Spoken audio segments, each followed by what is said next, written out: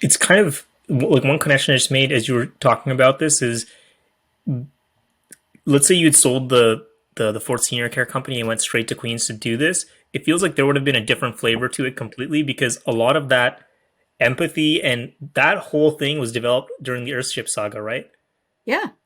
Okay, very cool. Yeah. And so, And this is why people need to go and do crazy things or wild things or whatever you want to call them, different from what they normally do because you learn something you never expected to learn.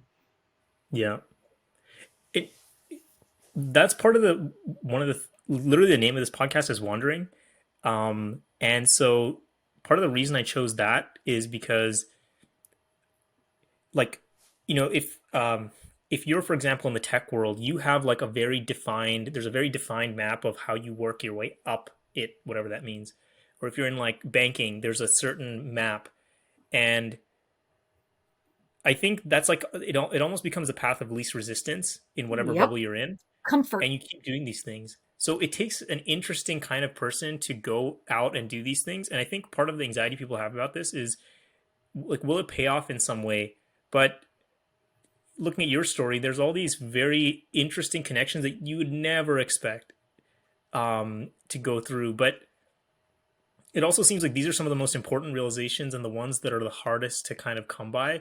And you can't just say, "I'm going to discover this," and then go and you land there. It's like it's almost like a little. There's a little bit of randomness to it as well. But just looking at through your story, even through this conversation, it seems like you really embrace randomness and serendipity and all these other things, like through and through.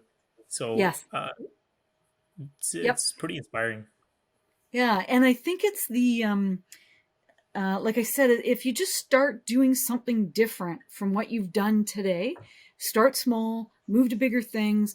If you always read suspense, go read a romance, even though it kills you. It changes your brain. And so it's these little changes, and slowly you grow to bigger ones. And eventually you're just expanding your brain in areas you never even expected. And even the person on that comfort path in the banking system, for example, it's the exact same thing over and over again.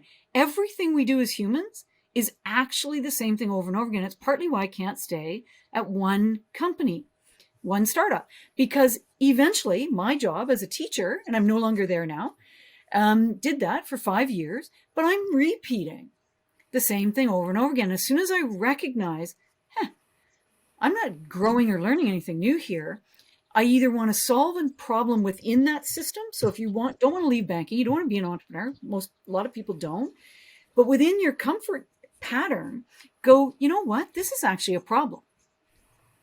Why don't I see if we can tackle something related to this little piece of this entire chain? And all of a sudden you're doing something new and different. And your brain expands, you learn something new, might not be what you thought, might want to leave that alone, and then you move on to something else to go look at. And we could probably do an entire like conversation as well on like these kinds of micro changes, because it feels like, if you are able to make, because a lot of these big life changing sudden jumps, I think for a lot of people there's certain times where that happens, but those don't happen super frequently. But it does sound like if you are able to kind of make some of these really small changes like you're thinking about, it pushes your interest in enough interesting directions that when it's time to make those kinds of shifts, they will happen without you trying to like force something into being. Is that right? Or okay, You nailed it. You got it. okay. I Yeah. dig that. Yeah, and I think especially right now, if we think about the circumstances, like it's COVID, people have been working at home or whatever for a year, and life can be boring or stale, and it gets pretty monotonous at times. But using this as a way of life, not as a almost like a one-off thing that you're going to do here or there, but as something you just try to live throughout your life, I think that's really exciting. Um, Yeah. And COVID, and you just actually landed on something very important. My husband and I have loved the COVID lifestyle. We've been in lockdown here in Ontario for just about the whole time. But what it did was we had to get more creative. And so every single week, we pick a new adventure.